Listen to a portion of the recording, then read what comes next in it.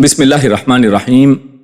الحمدللہ رب العالمین والصلاة والسلام علی اشرف الانبیاء وسید المرسلین اما بعد رب اشرح لی صدری ویسر لی امری واحلل عقدۃ من لسانی یفقہوا قولی ربنا زدنا علما اللہم فقہنا فی الدین۔ آج ہم انشاءاللہ قرآن کریم کا اردو ترجمہ اور مختصر تفسیر کے اس درس میں سورۃ المائدہ کی آیت نمبر 97 سے 104 تک کا مطالعہ کریں گے، اور ان آیات کے اندر ہمارے سامنے جو مضامین ہوں گے ان میں سب سے پہلا موضوع لوگوں کے قائم رہنے کی جو ایک وجہ ہے اللہ رب العزت نے وہ قرآن کریم کے اندر بیان کی ہے ان آیات میں۔ اسی طرح اللہ رب العزت نے اس کے بعد جو پاکیزہ اور ناپاک جو ہیں وہ فرمایا کہ یہ برابر نہیں ہیں، ان دونوں کے اندر فرق ہے۔ اور پھر اسی طرح اللہ رب العزت نے جو کثرت سوال ہے اس سے اللہ رب العزت نے منع فرمایا کہ کثرت سے سوالات نہ کیے جائیں، اور قرآن و سنت کو چھوڑ کر اللہ رب العزت کے نازل کردہ حکم کو چھوڑ کر اور رسول اللہ صلی اللہ علیہ وسلم کی سنت کو چھوڑ کر جو لوگ آباء و اجداد کی پیروی کرتے ہیں اللہ رب العزت نے ان کو بھی یہاں پر تاکید کی ہے۔ تو ہم اپنے پہلے موضوع سے آغاز کرتے ہیں کہ جس کا تعلق لوگوں کے قائم رہنے کا جو باعث ہے، جو وجہ ہے اللہ رب العزت نے جہاں پر بیان کی ہے۔ اور سب سے پہلے قرآن کریم کی آیات کو ہم تلاوت کرتے ہیں اور اس کا ترجمہ آپ کے سامنے رکھتے ہیں۔ اعوذ باللہ من الشیطان الرجیم۔ جعل اللہ الکعبۃ البیت الحرام قیاما للناس والشہر الحرام والہدی والقلائد ذلک لتعلموا ان اللہ یعلم ما فی السماوات وما فی الارض وَأَنَّ اللَّهَ بِكُلِّ شَيْءٍ عَلِيمٌ اعْلَمُوا أَنَّ اللَّهَ شَدِيدُ الْعِقَابِ وَأَنَّ اللَّهَ غَفُورٌ رَحِيمٌ مَا عَلَى الرَّسُولِ إِلَّا الْبَلَاغُ وَاللَّهُ يَعْلَمُ مَا تُبْدُونَ وَمَا تَكْتُمُونَ۔ تو ان آیات کا ترجمہ ملاحظہ فرمائیں۔ جعل اللہ، جعل بنایا ہے یا کیا ہے، اللہ اللہ نے، الکعبۃ کعبہ کو، البیت الحرام بیت حرام یعنی حرمت والا گھر، قیاماً قائم رہنے کا باعث، للناسی لوگوں کے لیے، والشہر الحرام اور حرمت والے مہینے کو، والہدی اور قربانی کو، والقلائد اور قلائد یہ پٹے کی جمع ہے، والقلائد پٹے والے جانور، یعنی کلیدہ یا پٹے کو کہہ کر یہاں پر اصل میں مراد پٹے والا جانور ہے۔ ذالک یہ، اور ذالک معنی وہ بھی کیا جاتا ہے اور بعض اوقات یہ کے معنی میں بھی آتا ہے۔ تو ذالک یعنی یہ اس لیے ہے، لتعلموا لی تاکہ تعلموا تم سب جان سکو، ان اللہ کہ بے شک اللہ، یعلم جانتا ہے، ما فی السماوات ما جو فی السماوات آسمانوں میں ہے، وما اور جو فی الارض جو زمین میں ہے، وان اللہ اور بے شک اللہ، بکلی بی ساتھ کل شیء ہر چیز، علیم خوب جاننے والا ہے۔ اعلموا تم سب جان لو، ان اللہ کہ بے شک اللہ، شدید العقاب شدید یعنی شدت سے سخت، عقاب یہ عذاب سے ہے یا انتقام سے ہے، یعنی اللہ شدید ہے انتقام لینے میں، عذاب دینے میں۔ وَأَنَّ اللَّهَ اور بے شک اللہ، غفور الرحیم خوب بخشنے والا، رحیم بڑا مہربان ہے۔ ما علی الرسولی ما نہیں، علی الرسولی رسول کے اوپر، الا البلاغ الا سوائے البلاغ پہنچا دینا، یعنی نہیں ہے رسول کے ذمے سوائے اس کے کہ وہ پہنچا دیں، صرف پہنچانا ان کے ذمے ہے۔ واللہ اور اللہ، یعلم وہ جانتا ہے، ما تبدون ما جو تبدون تم سب ظاہر کرتے ہو، وما اور جو تکتمون تم سب چھپاتے ہو۔ تو ان جو آیات ہم نے تلاوت کی ہیں ان کا انشاءاللہ مختصر آپ کے سامنے ترجمہ اور تفسیر رکھتے ہیں۔ تو اللہ رب العزت نے جو سب سے پہلی آیت جہاں پر ہم نے پڑھا کہ جعل اللہ الکعبۃ البیت الحرام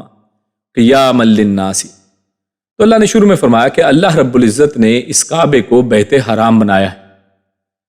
تو ہم نے پڑھا کہ اوپر کی آیت میں جو محرم تھا، جو جس نے احرام کی حالت میں جو شخص ہو، تو اس کے لیے اللہ رب العزت نے شکار کو حرام قرار دیا تھا، یعنی پچھلے درس میں ہم نے یہ بات پڑھی تھی پچھلی آیات کے اندر کہ اللہ رب العزت نے وہاں پر احرام کی حالت میں ایک شخص کو جو بھی حرمت احرام کی حالت میں ہو اس پر یہ حرام قرار دے دیا کہ وہ کسی بھی طرح کی چیز کا شکار کرے، اور اس کے اوپر کفارہ وغیرہ بھی اللہ رب العزت نے رکھ دیا۔ تو یہاں پر اس آیت میں بتایا کہ جس طرح حرم کو اللہ تعالیٰ نے جانوروں اور پرندوں کے لیے سبب امن قرار دیا ہے، اسی طرح اسے لوگوں کے لیے بھی جائے امن بنایا ہے۔ یعنی جس طرح اللہ رب العزت نے ایک جو جانور ہیں، جو بے جان جانور ہیں، ان کے اوپر احسان کیا ہے، اور ان کو اور اس بیت اللہ کو، اس مکہ مکرمہ کو، اس حرم کو ان کے لیے پرامن بنایا ہے، تو انسان تو بالاولیٰ ہے کہ اللہ رب العزت ان کے لیے بھی اس گھر کو پرامن بنائے اور یہاں پر قیام والی جگہ بنائے کہ جہاں پر لوگ رہ سکتے ہوں اور لوگوں کے قائم رہنے کی وجہ بنائے۔ اور لہٰذا اسی وجہ سے یہ جو حرم ہے یہ دنیاوی اور اخروی سعادتیں حاصل کرنے کا ذریعہ بنایا ہوا ہے۔ اور یہاں پر آج بھی آپ دیکھتے ہیں کہ کوئی شخص اس حرم کے اندر آ جائے تو بالکل پرامن ماحول آپ کو ملے گا، وہاں پر کسی قسم کی فکر نہیں ہوگی۔ لوگ اپنی دکانوں کو، یہ تو مثال معروف ہے کہ لوگ اپنی دکانیں کھلی چھوڑ دیتے ہیں اور نماز کے لیے جا رہے ہیں، اور کوئی ایسا ڈر نہیں ہے کہ جناب چوری چکاری ہوگی، الا ماشاء اللہ۔ تو عمومی طور پہ اللہ رب العزت نے اس گھر کو اور اس حرم کو ایک حرمت والا اور پرامن جگہ بنایا ہے، اس لیے فرمایا کیا قیام للناس، یہ لوگوں کے قائم رہنے کا باعث ہے۔ تو یہ جو لفظ یہاں پر اللہ رب العزت نے ارشاد فرمایا قیام للناس، اس کے مختلف معنی جو ہیں وہ بیان کیے گئے ہیں۔ تو تفسیر سعدی کے اندر اس حوالے سے وہ فرماتے ہیں کہ یہاں پر جو اس آیت میں اللہ نے فرمایا کہ اس نے کعبہ یعنی محترم گھر کو لوگوں کے لیے قیام کا باعث بنایا، وہ کہتے ہیں یعنی اس سے معنی یہ ہے کہ اس کی تعظیم کے قیام کے ساتھ ان کا دین اور دنیا قائم ہے۔ یعنی جب تک اس حرم کی تعظیم کرتے رہیں گے، جب تک اس حرم کی تعظیم قائم رہے گی، تو ان لوگوں کی یعنی یہ حرم کے اندر آنے والے، حرم کے جو انتظام کرنے والے، حرم کے جو لوگ ہیں، ان کے لیے بھی پھر یہ ان کو قائم رکھنے کا ایک باعث اور سبب رہے گا۔ ان کا دین اور دنیا قائم رہیں گی اس گھر کی بدولت، اس گھر کی تعظیم کی بدولت۔ تو اس کو اس کے ساتھ انہوں نے مشروط کر دیا ہے۔ تو اسی طرح جو تفسیر کبیر اور اسی طرح فتح القدیر کے اندر اگر ہم دیکھیں تو وہ کہتے ہیں کہ اہل مکہ جو ہیں ان کی معاش یعنی روزی کا مدار اسی پر ہے کہ لوگ دور دراز سے حج اور تجارت کے ارادے سے یہاں پہنچتے ہیں اور ہر قسم کی ضروریات ساتھ لاتے ہیں، جس سے اہل مکہ رزق حاصل کرتے ہیں اور لوگ یہاں پہنچ کر امن و امان پاتے ہیں۔ حتیٰ کہ زمانہ جاہلیت میں بھی حرم کے اندر کوئی شخص اپنے باپ یا بیٹے کے قاتل تک کو کچھ نہیں کہتا تھا، یعنی اگر اس حرم کے اندر اپنے قاتل کو بھی پا لیتا تو کیونکہ یہ امن والا جگہ ہے تو لہٰذا اس کو کچھ نہیں کہتا تھا، اور عبادت اور ثواب کے اعتبار سے یہ بہترین جگہ ہے۔ الغرض یہ تمام چیزیں لوگوں کے قیام کا باعث ہیں، یعنی یہ تمام چیزیں قیام کے اس معنی کے اندر داخل ہیں کہ لوگوں کے لیے یہ قیام کا باعث کس انداز سے رہنے کے لیے بھی ہے، رہنے کے قابل بھی ہے، باعث ثواب و عبادت بھی ہے، اور یہاں پر ہر ایک کو امن حاصل ہے۔ حتیٰ کہ زمانہ جاہلیت کے لوگ بھی اس کو امن والا مہینہ سمجھتے تھے اور اس کے امن کو قائم رکھنے کی کوشش کرتے تھے، اور یہ سب کے رزق کا ذریعہ ہے۔ تو یہ بھی اصل میں قیام کا ایک معنی ہے کہ لوگ یہاں سے رزق حاصل کرتے ہیں۔ کتنے ہی لوگ ہیں اپنے ملکوں کو، اپنے دیشوں کو چھوڑ کر یہاں پر مکہ کے اندر آ کر خدمات انجام دیتے ہیں اور یہاں سے اپنی روزی روٹی کماتے ہیں۔ تو یہ سب کے لیے قیام کا ایک اور قائم رہنے کا ایک باعث بنا ہوا ہے۔ اسی طرح ہم دیکھتے ہیں کہ کعبۃ اللہ لوگوں کے قائم رہنے کا ایک ذریعہ ہے، کیونکہ قیامت کے قریب جب ایک حبشی کعبۃ اللہ کو گرا دے گا تو اس کے بعد بہت جلد قیامت آ جائے گی۔ یعنی یہ بھی دیکھیے، یہ حدیث بھی یہاں پر اس حساب سے فٹ آتی ہے کہ اللہ رب العزت نے اس کو قائم رہنے کا ذریعہ کس طرح بنایا ہے کہ جب تک یہ قائم رہے گا تو دنیا بھی قائم ہے، اور جب اس کعبۃ اللہ کو ایک حبشی گرا دے گا تو اس کے بعد اللہ رب العزت پھر جلد جو ہے قیامت کو بھی قائم کر دیں گے کہ اب کیونکہ اس کا قیام جو ہے وہ اس کو برباد کیا گیا ہے تو لہٰذا اب دنیا کو بھی ختم کر دیا جائے گا۔ تو رسول اللہ صلی اللہ علیہ وسلم کی حدیث ہمارے سامنے ہے، صحیح بخاری اور مسلم وغیرہ کی، جس میں اللہ کے نبی فرماتے ہیں کہ کعبہ کو 2 پتلی پنڈلیوں والا حبشی گرائے گا۔ تو اس سے یہ پتہ چلا کہ اس قیام کا معنی جو ہے اس کے مفہوم کو سمجھ میں ہمیں مدد ملتی ہے۔ پھر آگے اللہ رب العزت فرماتا ہے کہ اللہ رب العزت نے اس کعبہ کو، اس بیت الحرام کو قیام کا باعث بنایا ہے لوگوں کے لیے، والشہر الحرام، اور حرمت والے مہینوں کو بھی۔ یعنی حرمت والے یہ جو مہینے ہیں، اور یہ کون سے مہینے ہیں؟ یہ 4 مہینے ہیں، اور پیارے رسول صلی اللہ علیہ وسلم کی حدیث سے ہمیں پتہ چلتا ہے کہ ذوالقعدہ، ذوالحجہ اور محرم یہ 3 لگاتار مہینے ہیں، 7 پیدر پہ آتے ہیں، اور اس کے علاوہ اللہ کے رسول صلی اللہ علیہ وسلم نے رجب کے مہینے کو چوتھا مہینہ قرار دیا کہ یہ 4 مہینے اللہ رب العزت نے ہمیشہ سے، جب سے اس زمین و آسمان کو بنایا ہے، اللہ رب العزت نے یہ دن رات بنائے ہیں، ان دنوں کا سلسلہ قائم کیا ہے، تو اللہ رب العزت نے تبھی سے ان 4 مہینوں کو حرمت والا مہینہ بنایا ہے۔ لہٰذا ان 4 مہینوں میں لوگ امن سے سفر اور تجارت کرتے اور سال بھر کی ضروریات جمع کر لیتے تھے، تو لہٰذا اس اعتبار سے بھی یہ مہینے بھی گویا لوگوں کی زندگی قائم رہنے کا ذریعہ ہے۔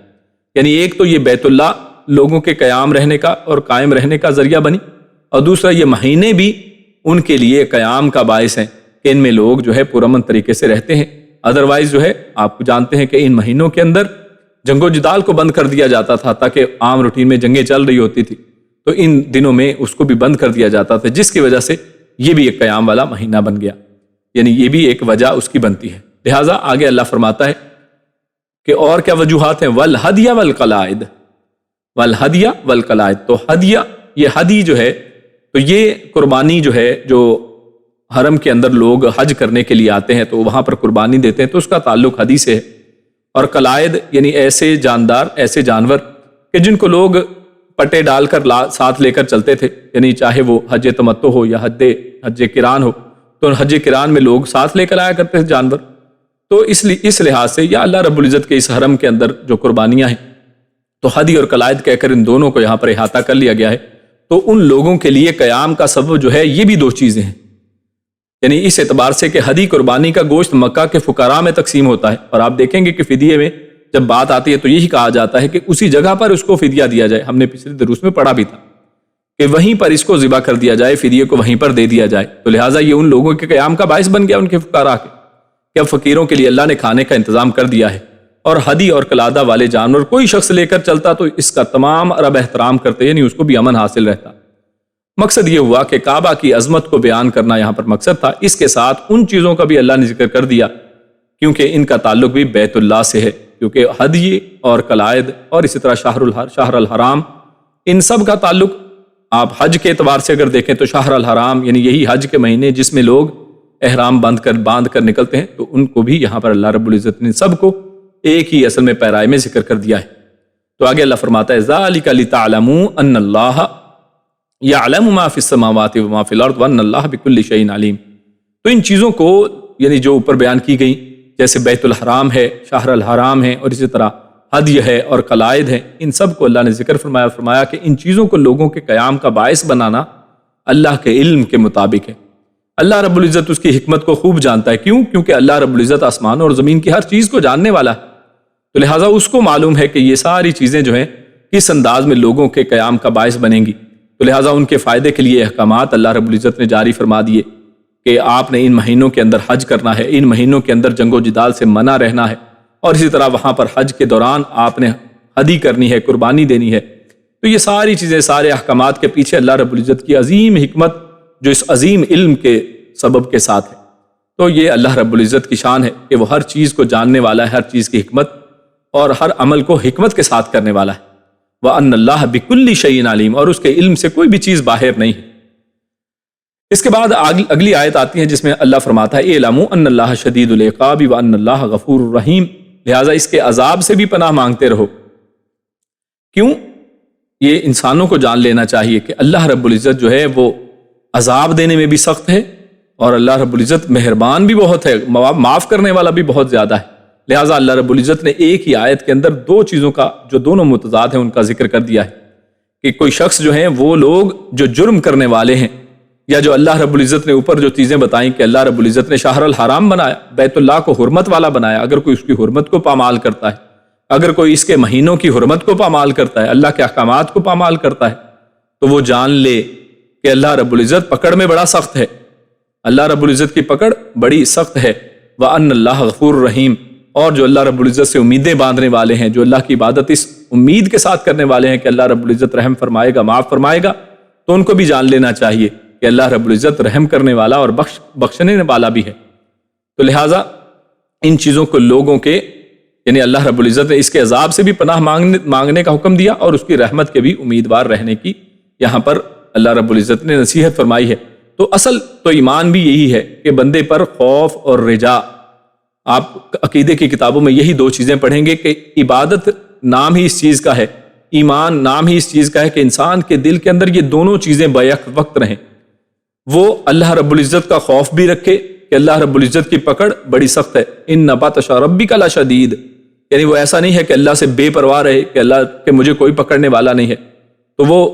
خوف بھی اس کے اوپر رہے اور اللہ رب العزت سے امید بھی رہے، یعنی اتنا نا امید بھی نہ ہو کہ میرے گناہ اتنے زیادہ ہیں کہ اب میں بخشا ہی نہیں جاؤں گا، ایسی بات بھی نہیں ہے۔ لہٰذا ان دونوں ہی کیفیات کو اپنے اوپر طاری رکھے۔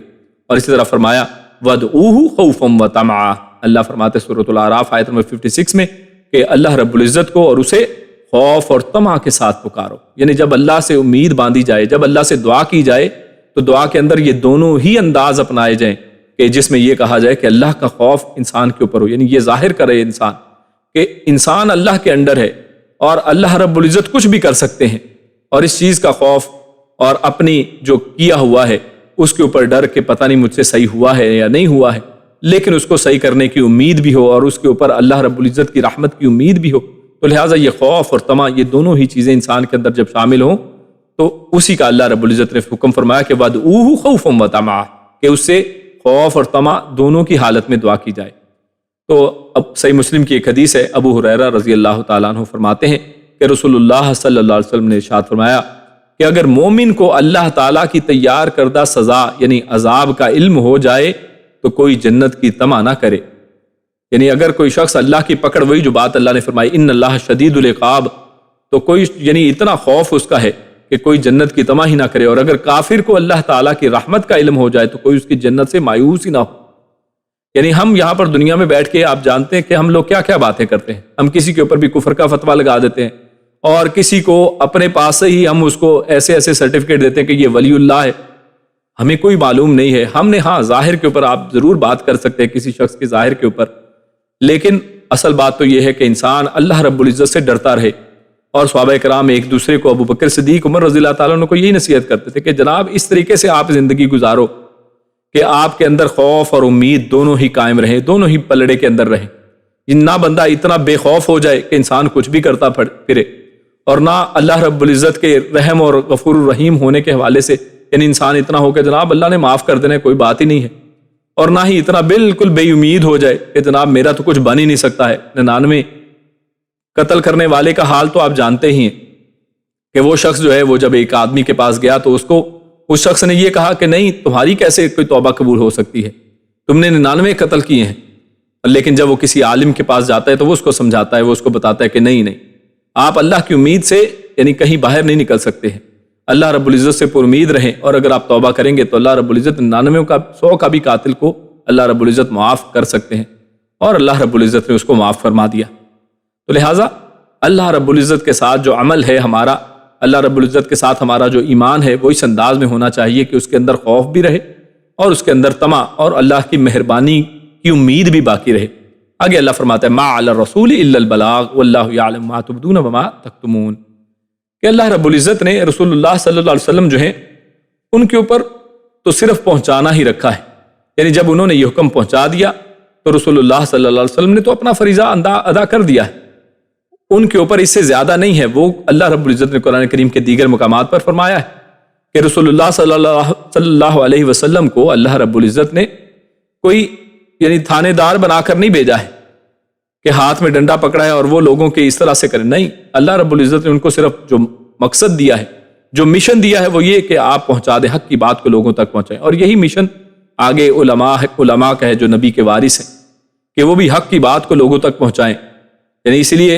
ایک عالم ہے ہمارے، وہ کہا کرتے ہیں کہ جب انسان کبھی مشورہ بھی دے نا تو مشورہ دو، مشورے کو لا دو نہیں، یعنی مشورہ دے بندہ لا دے نہیں۔ لہٰذا انسان کا کام ہے کہ اس کو تبلیغ کرے، پہنچائے، لوگوں تک حق کی بات کو پہنچائے، اور اس میں نہیں ڈرنا چاہیے۔ اور رسول اللہ صلی اللہ علیہ وسلم کا بھی کام یہی ہے کہ ما علی الرسول الا البلاغ، کہ وہ تم تک پہنچا دیں، واللہ یعلم ما تبدون وما تکتمون، اور اللہ رب العزت خوب جانتا ہے کہ جو تم کرتے ہو، جو تم ظاہر کرتے ہو، جو چھپاتے ہو۔ تو لہٰذا ان تمام احکامات کے بارے میں اس حوالے سے جو کچھ انسان کرتا ہے یہ اللہ رب العزت اس کو خوب جانتا ہے۔ رسول اللہ صلی اللہ علیہ وسلم جو ہیں وہ ان چیزوں کو نہیں جانتے ہیں، وہ تو ظاہر کے مطابق فیصلے کریں گے، وہ تو پہنچانے کی بات صرف کریں گے۔ آگے اللہ رب العزت آپ کے دلوں کو بھی جانتے ہیں کہ آپ کا عمل کس انداز میں ہے، آپ کی نیتیں کیا ہیں۔ اس کے بعد ہم اگلے موضوع کی طرف چلتے ہیں۔ اللہ رب العزت نے اس میں پاکیزہ اور ناپاک کا ذکر کیا ہے کہ وہ برابر نہیں ہے، اور اسی طرح کثرت سوال سے بھی اللہ رب العزت نے منع فرمایا ہے۔ تو آیات کو پہلے تلاوت کرتے ہیں۔ اللہ فرماتا ہے قُلْ لَا يَسْتَوِي الْخَبِيثُ وَالطَّيِّبُ وَلَوْ أَعْجَبَكَ كَثْرَةُ الْخَبِيثِ فَاتَّقُوا اللَّهَ يَا أُولِي الْأَلْبَابِ لَعَلَّكُمْ تُفْلِحُونَ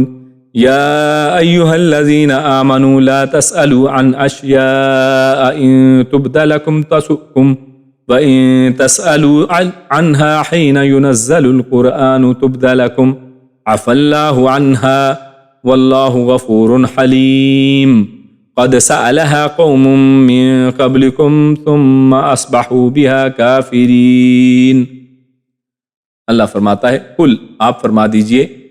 لا یستوی، نہیں برابر ہو سکتے، الخبیث، خبیث ناپاک کو کہتے ہیں، والطیب، اور نہ ہی پاک، یعنی پاک اور ناپاک برابر نہیں ہو سکتے۔ ولو اعجبک، ولو اور لو اگرچہ یا اگر، اعجبک، اعجبا بھلا لگے کا آپ کو، چاہے آپ کو بھلا ہی لگے، چاہے آپ کو اچھا ہی لگ رہا ہو، لیکن خبیث اور ناپاک برابر نہیں لگتے، یعنی دیکھنے میں چاہے جیسا بھی لگے۔ کثرت الخبیث، چاہے آپ کو بھلی لگے، کثرت الخبیث ناپاک کی۔ اور اس کا آگے ہم مفہوم انشاءاللہ جانیں گے۔ فتقو، پس تم ڈرتے رہو، اللہ سے، یا اولی الالباب، یا اے اولی والے، الباب یہ لب کی جمع ہے، لب کی جمع الباب، اور لب کہتے ہیں یہ جو ہمارے جس کو بھیجا کہا جاتا ہے، یعنی دماغ کو اگر کھولیں یہ اوپر سر کو تو اس کے اندر جو دماغ ہے اس کو کہا جاتا ہے لب، یعنی اے لب والو، اے عقلوں والو، اے دماغوں والو، لعلکم، تاکہ تم تفلحون، فلاح پا جاؤ، یعنی اللہ سے ڈرتے رہو اے عقل والو، اے دماغ والو، تاکہ تم پر فلاح ہو۔ یا ایھا الذین، یا ایھا الذین، اے لوگو، الذین وہ لوگ جو آمنو ایمان لائے ہو، لا تسألو، نہ تم سب پوچھو، نہ تم سب سوال کرو، عن بارے میں، اشیاء چیزوں کے، ان اگر تبدا ظاہر کر دی جائیں، لکم تمہارے لیے، تسؤکم تو بری لگیں تمہیں، یعنی تم ایسی چیزوں کے بارے میں سوال نہ کرو کہ اگر تم پر وہ ظاہر کر دی جائیں تو تمہیں بری لگیں۔ وَإِن تَسْأَلُوا، اور اگر تم سب پوچھو گے، عنہا ان کے بارے میں، ہینا، اور یہ اہم بات ہے آگے، ہینا اس وقت، یعنی جب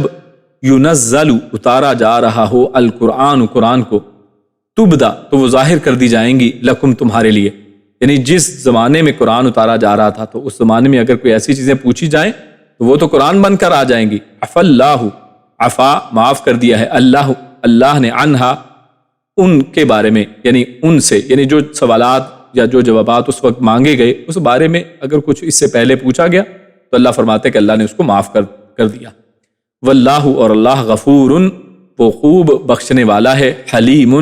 بہت بردبار ہے۔ قد، یقیناً، سألہا، سوال کیا ان کا، قوم، ایک قوم نے، من قبلکم، تم سے پہلے بھی، یعنی ایسے سوالات جن سے اللہ نے یہاں پر منع کیا ہے، ایسے سوالوں کو پہلے تم سے بھی ایک قوم نے کیا، ثم پھر اصبحوا، وہ سب ہو گئے، بہا ساتھ اس کے، کافرین، سب انکار کرنے والے، یعنی جب ان کے اوپر ان سوالوں کے جوابات آ گئے تو انہوں نے پھر کیا کیا، ان کو مانا نہیں، پھر انکار کر دیا۔ تو یہ جو آیات آپ کے سامنے تلاوت کی گئی ہیں، اب ان کی مختصر تشریح آپ کے سامنے رکھتے ہیں۔ تو اللہ رب العزت فرماتا ہے، قل، آپ فرما دیجئے، لا یستوی الخبیث والطیب، یعنی حرام اور حلال، یہاں پر خبیث اور ناپاک جو ہے یہ بالکل براڈر سے ایک میننگ کے اندر ہے،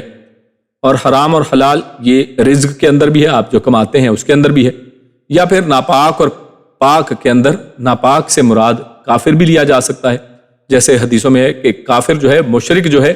وہ ناپاک ہوتا ہے اور مومن جو ہے وہ پاک ہوتا ہے، یعنی اصلاً ان کی جو سرشت یہ ہے کہ مومن جو ہے وہ پاک ہے اور کافر ناپاک ہے۔ تو اس انداز میں بھی اس کے دونوں معنی ہی کیے گئے ہیں، یعنی حرام اور حلال بھی یہاں سے مراد ہے، خبیث اور طیب سے، اور کافر اور مومن دونوں ہی مراد ہیں۔ اور اللہ فرماتا ہے لا یستوی، یہ برابر نہیں ہو سکتے ہیں، یعنی کوئی یہ سوچے کہ جناب ساری زندگی کفر کیا ہے اس شخص نے اور کفر کی حالت میں مر گیا ہے لیکن بہت خرچ کرتا تھا، اس کے بارے میں بہت سے لوگ سوال کرتے رہتے ہیں کہ جناب ایسے لوگوں کا کیا بنے گا۔ بڑی سمپل سی بات ہے، یہ برابر نہیں ہو سکتے ہیں، چاہے جتنے مرضی اچھے ہوں۔ اور بہت سے لوگوں کو یہاں پر بیٹھ کے، ہمارے ملکوں میں، مسلمان ملکوں میں بیٹھ کے لگتا ہے کہ جناب دیکھیں کفار آج کل دیکھیں کیا کیا کچھ کر رہے ہیں، ہیومن رائٹس کے کام کر رہے ہیں، جناب کتوں کو بچا رہے ہیں اور بہت سے ایسے زبردست قسم کے دنیا کے اندر جو اچھائی کے بھلائی کے کام ہیں، ایمبولینس سسٹمز ہیں ان کے جناب دنیا کو بچانے کے لیے، لوگوں کی مدد کرنے کے لیے، اور لوگوں کو بیماریوں سے، سیلابوں سے بچانے کے لیے ان کے بڑے بڑے زبردست سسٹمز ہیں۔ لیکن اللہ کیا فرماتا ہے؟ لا یستوی الخبیث والطیب، یعنی یہ سارا کچھ اپنی جگہ پر، لیکن دونوں برابر نہیں ہو سکتے۔ ایک کمزور سا فقیر سا ایک مومن جو ہے وہ ایک بڑے امیر اور بڑے زبردست قسم کے ایک کافر سے بھی اچھا ہے۔ اسی لیے فرمایا وَلَوْ أَعْجَبَكَ كَثْرَةُ الْخَبِيثِ، چاہے ناپاکی اور ناپاک کی کثرت تمہیں جیسی بھی اچھی لگے، جتنی مرضی اچھی لگتی ہو، لیکن وہ صحیح اور برابر نہیں ہو سکتے ہیں۔ لہٰذا اسی طرح حرام رزق کی فراوانی، حرام رزق بہت زیادہ ہے، اور اس پر عیش و عشرت چاہے جتنی مرضی زبردست ہو اور دیکھنے میں کتنا ہی دل کرے کہ جناب ہمارے پاس بھی ایسا ہی ہو، لیکن ایک جو مومن، جو فقیر مومن ہے لیکن وہ طیب ہے، اس نے اپنی کمائی کو حرام کے ساتھ آلودہ نہیں کیا ہے، اور ایسا شخص جس نے اپنے عقیدے کو شرک کے ساتھ آلودہ نہیں کیا ہے، ایسا شخص اس پلید شخص سے جس نے اپنے عقیدے کو شرک کے ساتھ آلودہ کر لیا ہے، گندا کر لیا ہے، نجس کر لیا ہے، وہ دونوں برابر نہیں ہو سکتے ہیں۔ تو لہٰذا انسان پر لازم ہے کہ وہ رزق حلال پر قناعت کرے، خواہ وہ ظاہر میں کتنا ہی حقیر کیوں نہ ہو، اور اسی طرح کافر کتنا بھی اچھا نظر آئے،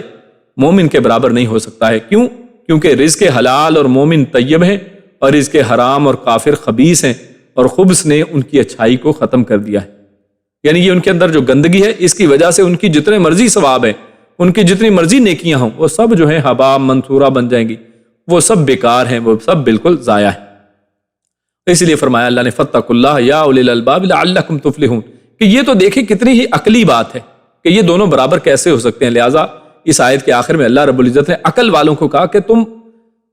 عقل تو استعمال کرو تاکہ تم فلاح پاؤ، تم کامیابی حاصل کرو۔ یعنی اگر عقل کو استعمال کرو گے، اور آج یہ سائنسدان اپنے آپ کو بڑا عقل مند سمجھتے ہیں، اگر عقل ہی کا استعمال کرنا ہے تو اگر غور و فکر کریں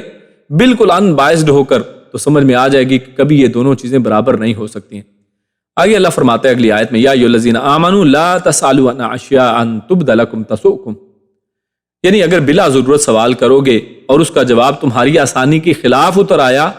تو خواہ مخواہ مشکل میں پڑ جاؤ گے۔ یعنی جیسے آخر میں اللہ فرمایا نا وَإِن تَسْأَلُوا عَنْهَا حِينَ يُنَزَّلُ الْقُرْآنُ تُبْدَ لَكُمْ عَفَا اللَّهُ عَنْهَا وَاللَّهُ غَفُورٌ حَلِيمٌ،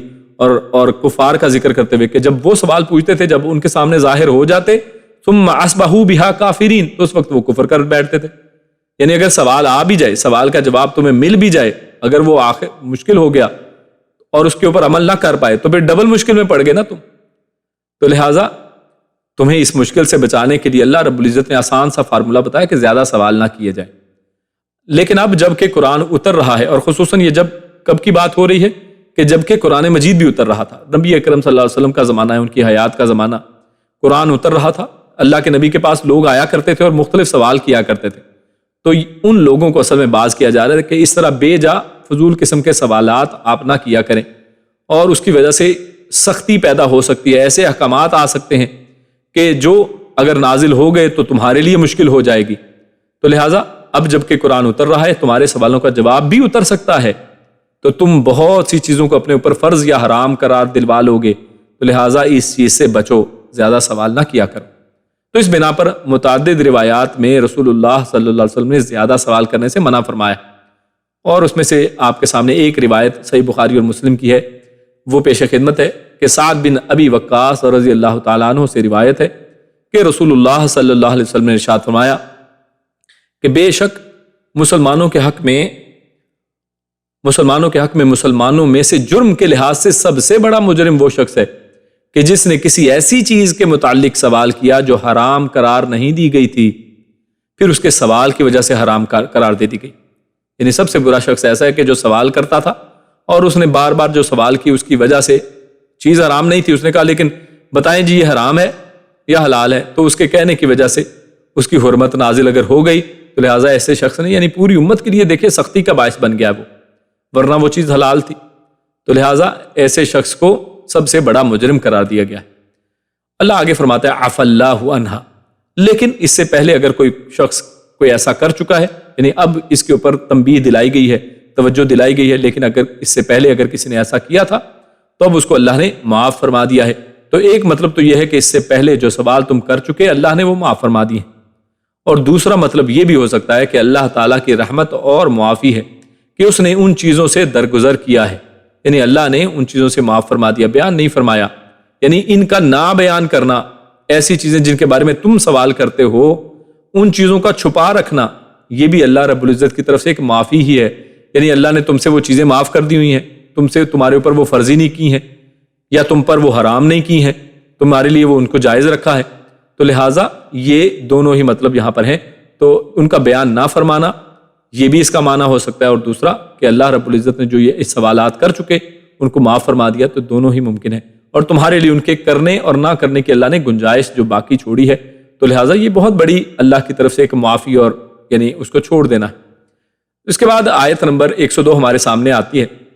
اللہ فرماتا ہے قد سألها قوم من قبلكم ثم اصبحوا بها کافرون، اور یہاں پر اللہ رب العزت نے اصل میں توجہ دلائی ہے پچھلی قوم کی طرف، کیونکہ جب کوئی بات سمجھانی ہو تو پہلوں کا انجام کیا ہوا یا پہلے لوگ کیا کرتے تھے، اگر وہ بتا دیا جائے اور ان کا انجام پتہ چل جائے تو انسان کے لیے نصیحت پکڑنا، اس کو سمجھنا آسان ہو جاتا ہے۔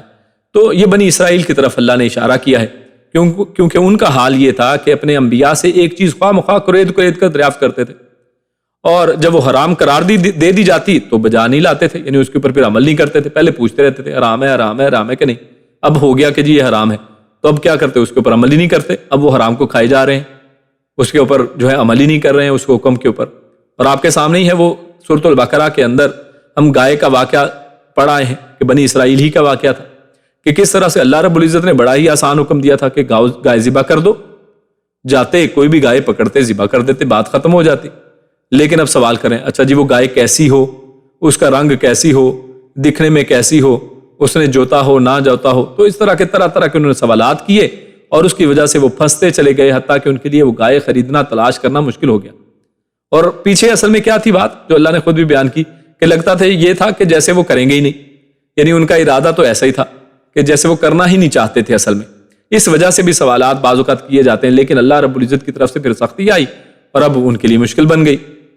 تو خیر اس طرح کی مثالیں آپ کو قرآن مجید میں ملیں گی۔ تو اس طرح یہ دونوں حالتوں میں نافرمان ٹھہرتے تھے۔ تو خیر یہ ساری آفت بلا ضرورت کثرت سوال کی وجہ سے پیش آتی تھی،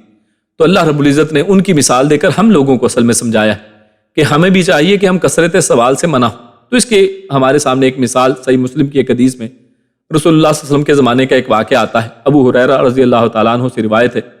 کہ رسول اللہ صلی اللہ علیہ وسلم نے ہمیں خطبہ دیا اور فرمایا کہ لوگوں اللہ نے تم پر حج فرض کیا ہے لہٰذا حج کرو۔ اب یہ دیکھیں کتنا آسان سا حکم تھا، اللہ نے تم پر حج فرض کیا ہے لہٰذا تم حج کیا کرو، بات ختم ہو گئی۔ لیکن ایک آدمی اٹھا اور اس نے کہا یا رسول اللہ صلی اللہ علیہ وسلم کیا ہر سال؟ اب یہ دیکھیں سوال اس کے اوپر ہو رہا ہے، حالانکہ سمپل ایک بات تھی۔ خیر آپ خاموش رہے یہاں تک کہ اس نے 3 بار یہی بات کہی، یعنی بار بار وہ سوال پوچھتا رہا کہ کیا ہر سال، کیا ہر سال؟ تو رسول اللہ صلی اللہ علیہ وسلم نے فرمایا اگر میں ہاں کہہ دیتا تو فرض ہو جاتا، یعنی رسول اللہ نے اس کا جواب نہیں دیا ہے، وہ پوچھتا رہا کیا ہر سال، کیا ہر سال، کیا ہر سال، یعنی حج فرض کیا ہے لیکن کیا ہر سال؟ اور اللہ کے نبی نے جواب نہیں دیا اور فرمایا کہ اگر میں ہاں کہہ دیتا کہ ہاں ہر سال تو پھر ہر سال کرنا فرض ہو جاتا، اور آپ اور میں آج جانتے ہیں کہ اگر ہر سال فرض ہو جاتا تو دونوں ہی طرف سے یہ کتنی شدید مشکل انسانوں کے لیے ہوتی کہ ہر سال ہر شخص اگر بیت اللہ میں اکٹھا ہو تو اس کا انتظام و انسلام جو ہے کتنا مشکل ہو جاتا۔ یعنی ایک طرف یہ مشکل اور جیسے اخراجات ہیں اور اس کا جو خرچہ پانی ہے اتنا، یعنی آج کل جو حج کا خرچہ جو ہے سعودی عرب کے اندر منیمم جو ہے 3,500 ریال ہے، اور 10-15 ہزار، اور دوسرے ملکوں سے جو لوگ آتے ہیں 10 لاکھ 15 لاکھ 20 لاکھ لگتا ہے۔ تو ہر سال کوئی شخص 10 لاکھ نکال سکتا تھا ایک فرض کے لیے، تو لہٰذا یہ بڑی ہی سختی ہو جاتی۔ تو اللہ کے رسول صلی اللہ علیہ وسلم جو رحمت للعالمین بنا کر بھیجے گئے ہیں، یعنی انہوں نے بھی اس میں یہی حکمت سمجھی، اور اللہ رب العزت نے جو اس کو بالکل عمومی بیان فرمایا کہ تم پر حج فرض کیا، یعنی مطلب یہ کہ زندگی میں تمہیں ایک بات کرنا ہے۔ تو یہ کثرت سوال مشکل میں ڈال سکتا تھا۔ اللہ کے نبی فرماتے ہیں اگر میں ہاں کہہ دیتا تو فرض ہو جاتا اور تم نہ کر سکتے، اور یقیناً نہیں کر سکتے تھے۔ پھر فرمایا مجھے چھوڑے رکھو جب تک میں تمہیں چھوڑے رکھوں، یعنی مجھ سے سوالات ایویں نہ پوچھا کرو جب تک میں یعنی خود چھوڑے رکھتا ہوں، میں خود یعنی اس کے اندر کوئی خاص بات بتاؤں کہ 1 سال ہے 2 سال ہے کیسے ہے، تو وہ میری طرف سے ہے۔ جب تک میں تمہیں چھوڑے رکھتا ہوں تم بھی مجھے چھوڑے رکھو، کیونکہ تم سے پہلے لوگ اپنے سوالوں کی کثرت اور انبیاء سے اختلاف کی وجہ ہی سے ہلاک ہوئے۔ تو جب میں تمہیں کسی چیز کا حکم دوں تو اس میں سے جتنا کر سکو کرو، اور جب میں تمہیں کسی چیز سے منع کر دوں تو اسے چھوڑ دو۔ تو دیکھیے شریعت کتنی ہی زبردست اور نرم ہے، اللہ رب العزت کتنے ہی غفور ہیں، بخشنے والے، اور کتنے حلیم ہیں۔ اللہ رب العزت کی حکمتیں کتنی زبردست ہیں کہ اللہ رب العزت نے سوال کرنے اور کثرت سوال سے، اور خصوصاً اس وقت منع فرما دیا کہ جب قرآن نازل ہو رہا تھا۔ ہاں، اس کا مطلب یہ نہیں ہے کہ آج بھی سوال نہیں کر سکتے، آج قرآن کریم نازل ہو چکا ہے، اور جو قرآن و سنت سے جو واضح مسائل ہیں ان کے بارے میں سوال کرنا چاہیے، علماء سے آپ سوال کریں۔ لیکن اس کا مطلب یہ بھی نہیں ہے کہ آج بھی انسان یعنی بے مہار ہو کر ایسے سوالات جو فرضی قسم کے ہیں، اسی لیے علماء کہتے ہیں کہ فرضی سوالات سے منع کیا گیا ہے۔ ابھی بھی آج بھی کوئی شخص فرضی طور پر کہے کہ اگر ایسا ہو جائے تو پھر کیا ہوگا، تو یہ جو اگر مگر ہے نا، یہ دین کے اندر نہیں ہے کہ اس طرح کے فرضی سوالات بنائے جائیں، اور علماء نے اس کی سخت جو ہے اس کو کنڈیم کیا ہے کہ ایسے سوالات کو کیا جائے، نہیں، ایسے سوالات نہیں کرنے چاہیے جو فرضی۔ ہاں، اگر کسی کے ساتھ کوئی مسئلہ پیش آ گیا ہے تو وہ علماء سے، مفتیان سے جو اس چیز کا علم رکھتے ہوں ان سے سوالات کرے، اور ایسے بھی نہیں کہ گلی میں چلتے پھرتے کسی بھی شخص سے کوئی بھی مشورہ مانگے، ایسا نہیں ہے۔ علماء سے یعنی فَاسْأَلُوا أَهْلَ الذِّكْرِ إِن كُنتُمْ لَا تَعْلَمُونَ، ایسے لوگوں سے سوال کیا جائے ایسی چیزوں کے بارے میں جو آپ کے دیگر روزمرہ میں آتے ہیں، لیکن بے جا سوالات سے منع ہونا چاہیے۔ یعنی ایسا نہیں کہ جناب دیکھیں میں آج پھنساتا ہوں اس میں ایسا سوال میں کروں گا کہ دیکھنا اس کا جواب ہی نہیں دے پائے گا۔ تو بہت سے لوگ تو یہ ایسے بھی یعنی مزے کے لیے اور فن جو ہے نا وہ سوالات کرنا شروع ہو جاتے ہیں، یا کچھ لوگ یعنی کہتے ہیں کہ جناب وہ سوالات اصل میں اس لیے کرتے ہیں جیسے ونڈو شاپنگ ہوتی ہے نا، تو اسی طرح وہ سوالات بھی اسی انداز میں کرتے ہیں۔ جس محفل میں بیٹھیں گے چند سوالات انہوں نے رکھے ہیں، ہر ایک سے وہ سیم ان کی سوالوں کی ایک کاپی ہے، اس میں سے سوال نکالتے ہیں، ہر ایک سے کرتے ہیں، اور ماننا انہوں نے کسی کا بھی نہیں، اور سب کی ایک دوسرے کے پیچھے برائی کریں گے، جناب اس نے تو اس کا جواب یہ دیا تھا، اور اس نے اس کا جواب یہ دیا تھا، اور اس نے صحیح کہا اور اس نے غلط کہا۔ تو لہٰذا اس بات میں ہمیں یعنی کثرت سوال سے بچنا چاہیے، اور سوال وہی پوچھا جائے جو اس سے ریلیونٹ ہو اور جس کا واقعی کوئی ہمارے یعنی ہماری نصیحت سے یا ہمارے عمل سے اس کا تعلق۔ آگے چلتے ہیں کہ اللہ رب العزت نے قرآن و سنت کو چھوڑ کر جو آباء و اجداد کی پیروی کرنے والے لوگ ہیں ان کے متعلق اللہ کیا فرماتا ہے؟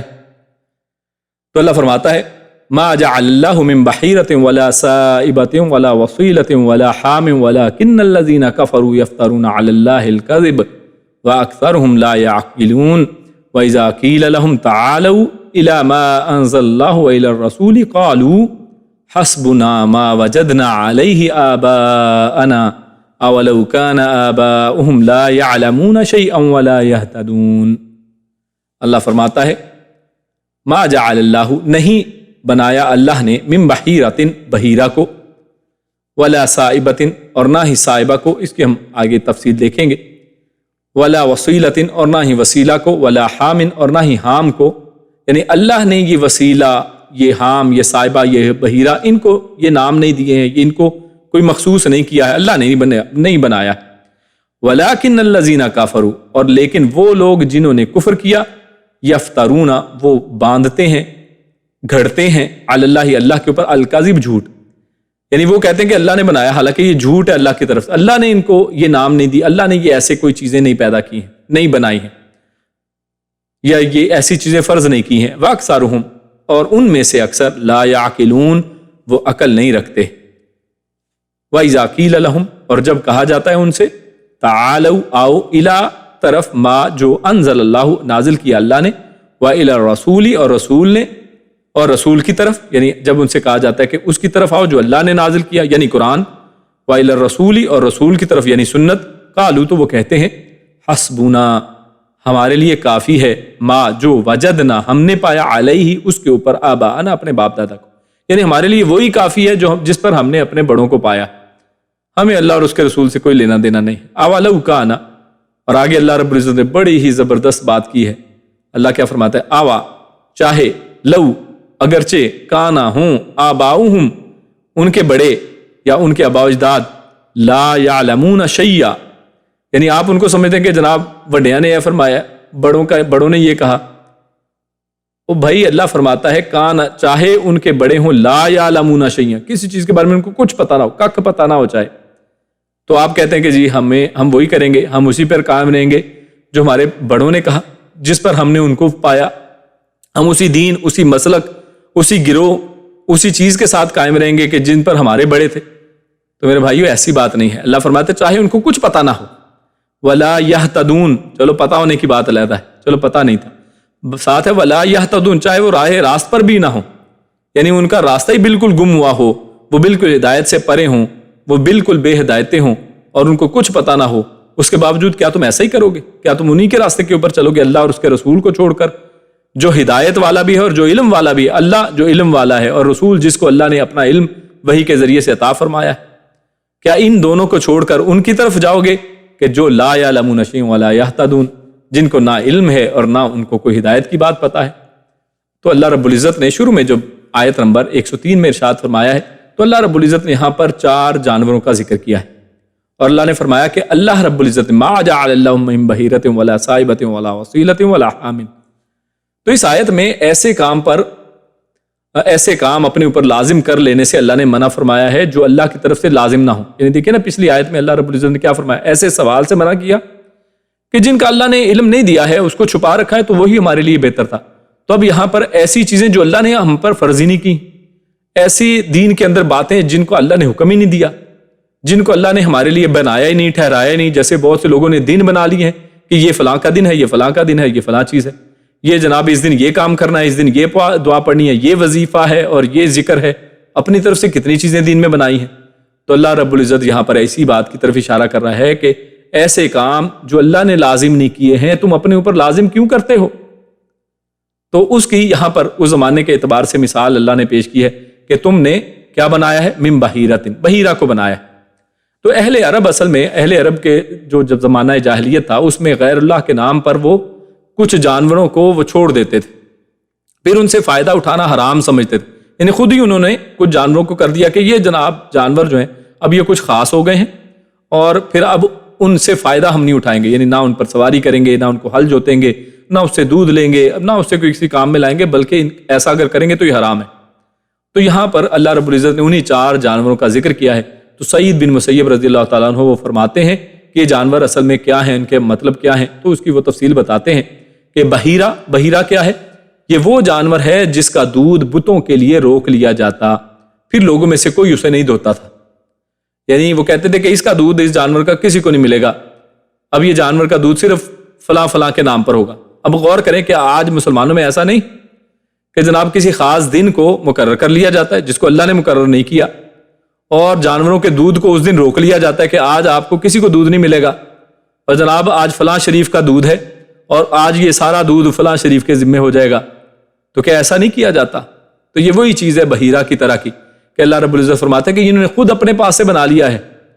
اور یہ کہتے ہیں کہ جناب اللہ کی طرف سے وَلَٰكِنَّ الَّذِينَ كَفَرُوا يَفْتَرُونَ عَلَى اللَّهِ الْكَذِبَ، یہ اللہ پہ جھوٹ باندھتے ہیں، اللہ نے تو ایسی کوئی چیز نہیں آپ کے اوپر لازم کی کہ آپ ایسا کریں اور اس دودھ کو فلاں چیز کے فلاں شخص کے ساتھ فلاں دن کے ساتھ خاص کریں۔ تو لہٰذا پہلی بات یہ سعید بن مسیب جو فرماتے ہیں بحیرہ کیا ہے؟ وہ ایسا جانور جس کا دودھ بتوں کے لیے وہ روک لیتے تھے، پھر لوگوں میں سے کوئی اسے نہیں دھوتا تھا۔ اس طرح نمبر 2 پہ صائبہ، تو صائبہ کیا ہے؟ وہ جسے وہ اپنے معبودوں کے لیے کھلا چھوڑ دیتے، یعنی ایسا وہ جانور تھا جسے کھلا چھوڑ دیتے اپنے معبودوں کے لیے، اور اس پر کوئی چیز نہیں لادی جاتی تھی، اس پر جناب کوئی چیز نہیں لادنی ہے، اس پہ سفر نہیں کرنا ہے یا کوئی سامان نہیں رکھنا ہے۔ اس طرح وسیلہ، یہ وہ اونٹنی جو پہلی دفعہ مادہ بچہ دیتی، یعنی پہلی دفعہ یہ ایک فیمیل بچے کو جنتی، پھر دوسری دفعہ بھی دوبارہ فیمیل کو جنتی، یعنی درمیان میں کوئی میل بچہ نہ جنتی، یعنی 2 دفعہ پے در پے یکے بعد دیگرے وہ مادہ بچے جنتی، تو وہ اسے اپنے بتوں کے نام پر آزاد چھوڑ، ایسی اونٹنی کو پھر وہ آزاد کر دیتے تھے کہ اب جناب یہ آزاد اس کو چھوڑ دیں، اور اسی طرح یعنی اب اس کے ساتھ اس سے کوئی کام نہیں لیا جائے گا، تو یہ وسیلہ ہے۔ اور اسی طرح آج دیکھیں کتنی ہی اونٹنیوں کو یا کتنے ہی جانوروں کو، گایوں کو آپ دیکھتے ہیں ان کے گلوں میں کوئی رومال بندے ہیں، ان کے گلوں میں کوئی چیزیں ہیں، ان کو چھوڑ دیا جاتا ہے کہ جناب کیا ہے یہ جناب فلاں درگاہ کی ہے، اس سے کوئی کام نہیں لیا جائے گا، نہ اسے دودھ جو جائے گا، کوئی ایسے بیل چھوڑے میں اس کے اوپر کوئی کام نہیں کیا جائے گا۔ تو یہ آج بھی دیکھیں وہی شکلیں، وہی چیزیں، اور اللہ رب العزت کا قرآن جو ہے ہمیں عقل دلانے کے لیے، اسی لیے فرمایا وَأَكْثَرُهُمْ لَا يَعْقِلُونَ، اکثر لوگوں کو عقل ہی نہیں ہے، اس سے کوئی سوچتے ہی نہیں ہے، سمجھتے ہی نہیں ہے۔ آگے اللہ فرماتے چوتھی چیز حامن، تو یہ سعید بن مسیب وہ کہتے ہیں کہ حامن یہ وہ سانڈا ہے، یعنی وہ سانڈ ہے اور یا پھر اونٹ ہے جس کے جفتی کرنے سے اونٹنیوں کی ایک مخصوص تعداد حاملہ ہوتی ہے، یعنی ان کے ذریعے سے ایک مخصوص تعداد کو جب حاملہ کر لیتے تو اسے وہ اپنے بتوں کے نام پر چھوڑ دیتے کہ اب اس کے بعد اس کو چھوڑ دو، اب اس سے کچھ نہیں کرنا ہے، تو اس پر کوئی چیز نہ لاتے اور اس کا نام وہ حامی رکھتے تھے۔ تو یہ چاروں چار جو ہے مختلف جانور ہیں اور ان کو کسی نہ کسی نسبت اور کسی نہ کسی وجہ سے وہ اس کو چھوڑ دیتے، اس سے کام میں نہ لاتے، اور یہ انہوں نے خود اپنے اوپر حرام کر لیا تھا کہ جناب ان سے اب ہم نے کام نہیں لینا ہے۔ تو سعید بن مسیب رضی اللہ تعالیٰ عنہ ابو ہریرہ رضی اللہ تعالیٰ عنہ سے روایت کرتے ہیں کہ رسول اللہ صلی اللہ علیہ وسلم نے ارشاد فرمایا، یہ بخاری کی حدیث ہے، وہ کہتے ہیں کہ رسول اللہ کیا فرماتے ہیں کہ میں نے عمرو بن عامر خزاعی کو دیکھا کہ وہ اپنی انتڑیاں آگ میں کھینچ رہا ہے،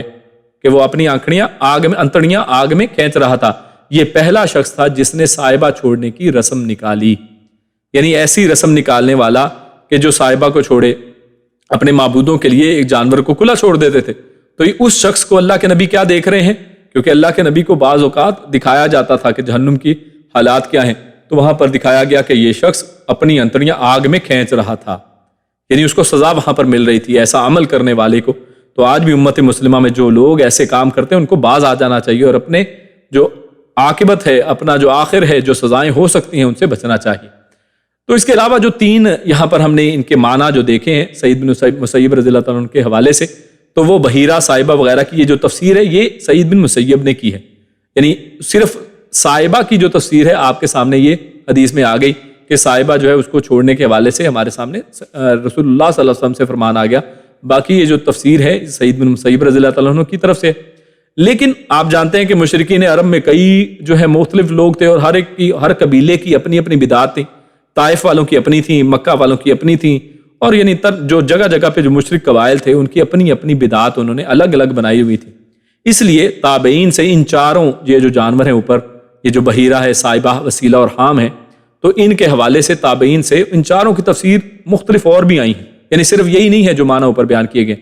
چنانچہ بعض نے کہا کہ بحیرہ وہ ہے جس کا کان بتوں کے نام پر پھاڑا ہوا ہو، یعنی بتوں کے نام پر کسی کا کان پھاڑ دیا جائے جانور کا۔ تو اگر آج بھی کوئی شخص کسی بکرے کے، کسی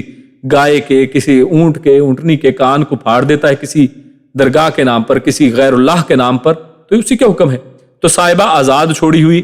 یعنی جس اونٹنی کے پیٹ سے 10 بچے سب کے سب مؤنث پیدا ہوتے تو اسے چھوڑ دیتے تھے۔ اسی طرح نہ اس پر سواری کی جاتی، نہ اس کے بچے اور مہمان کے سوا کوئی اس کا دودھ پیتا۔ وسیلہ وہ کہتے ہیں کہ 2 مادہ بچے 7 مرتبہ یک کے بعد دیگرے لانے والی جو تھی اونٹنی یا جانور، اس کو وسیلہ کہتے تھے۔ اور حامی یعنی اپنی حفاظت کرنے والا، یعنی جس اونٹ کی پشت سے 10 بچے پیدا ہو جاتے اسے سانڈ بنا کر چھوڑ دیتے، یعنی اب یہ اس نے اپنا کام کر لیا ہے، اس نے اپنی پشت محفوظ کر لیا، اب اس کو چھوڑ دو۔ پھر اس پر نہ سواری کی جاتی، نہ بوجھ لادا جاتا، نہ اسے پانی یا چارے سے روکا جاتا، اس کو مطلب جو کرتا ہے وہ کرنے دو کہ جناب یہ اب خاص ہو گیا ہے۔ تو لہٰذا یہ مختلف تفاسیر اس چیز کی آئی ہیں، تو ان کی دوسری تشریحات بھی تفسیر کی مختلف کتابوں میں دیکھی جا سکتی ہیں۔ خیر، بڑا ظلم یہ کرتے تھے، یعنی جو سب باتیں، چلو جو بھی انہوں نے نام رکھے، اللہ شروع میں کیا فرمایا؟ ما جعل اللہ، اللہ نے نہیں بنائے ہیں، اور آخر میں کیا فرمایا کہ ظلم ان کا کیا ہے؟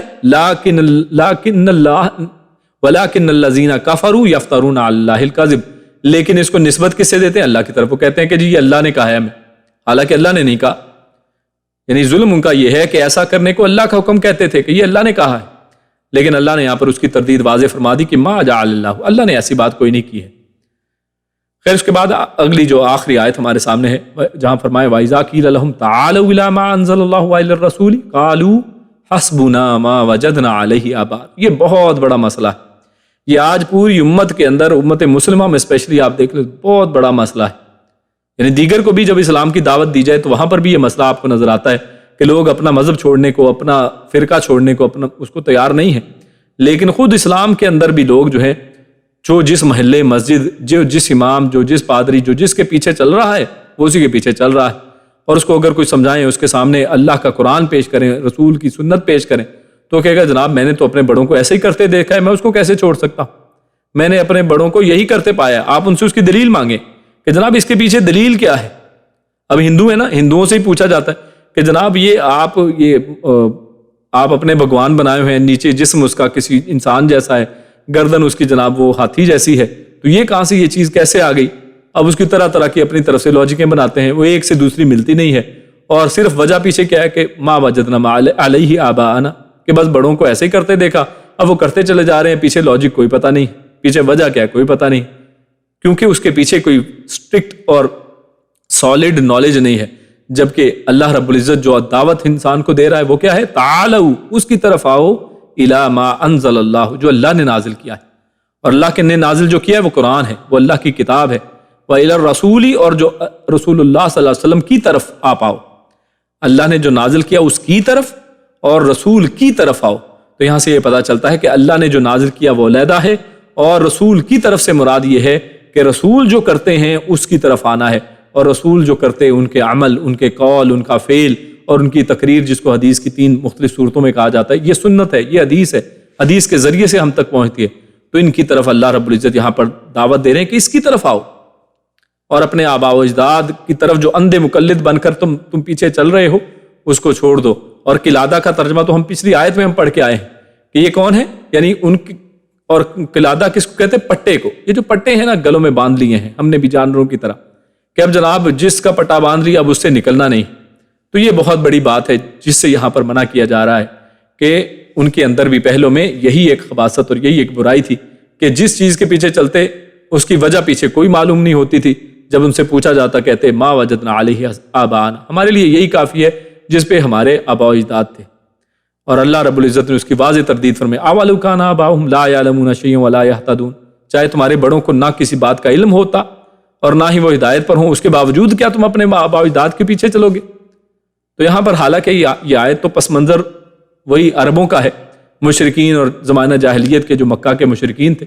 لیکن الفاظ کیونکہ عام ہیں اور قرآن مجید تمام انسانیت کے لیے اللہ رب العزت نے ہدی للناس ہے، انسانوں کی ہدایت کے لیے بھیجا ہے، لہٰذا لفظ عام ہے جن میں ان تمام لوگوں کی مذمت کی جا رہی ہے جو حق بات پر غور و فکر کرنے اور اسے مان لینے کی بجائے اپنے باپ دادا کے رسم و رواج یا مذہبی پیشواؤں کی تقلید کر رہے ہیں۔ تو اللہ تعالیٰ نے بہت سی آیات میں ایسے لوگوں کی مذمت کی ہے۔ اللہ رب العزت سے دعا ہے کہ اللہ رب العزت ہم سب کو حق بات کی، اس کو سمجھنے کی اور اس پر عمل کرنے کی توفیق عطا فرمائے۔ اللہ رب العزت نے جو قرآن اتارا ہے اور رسول اللہ صلی اللہ علیہ وسلم کی شکل میں جو ہمارے سامنے ہدایت کا ایک نمونہ رکھا ہے، اللہ رب العزت ان کی اطاعت کرنے کی، ان کے ایک ایک عمل کو اپنے روح اور بدن کے اندر، اپنے جسم کے اندر، اپنی عبادتوں کے اندر اس کو اپنے جسم کے اندر پیرایا بنانے کی توفیق عطا فرمائے۔ اللہ رب العزت ہم سب کو نیک عمل اور اچھی سمجھ کی توفیق عطا فرمائے۔ سبحان ربک رب العزت عما یصفون وسلام علی المرسلین والحمد للہ رب العالمین۔ جزاکم اللہ خیرا وبارک اللہ فیکم۔ سبحانک اللہم وبحمدک، اشہد ان لا الہ الا انت، استغفرک واتوب الیک۔ السلام علیکم ورحمۃ اللہ وبرکاتہ۔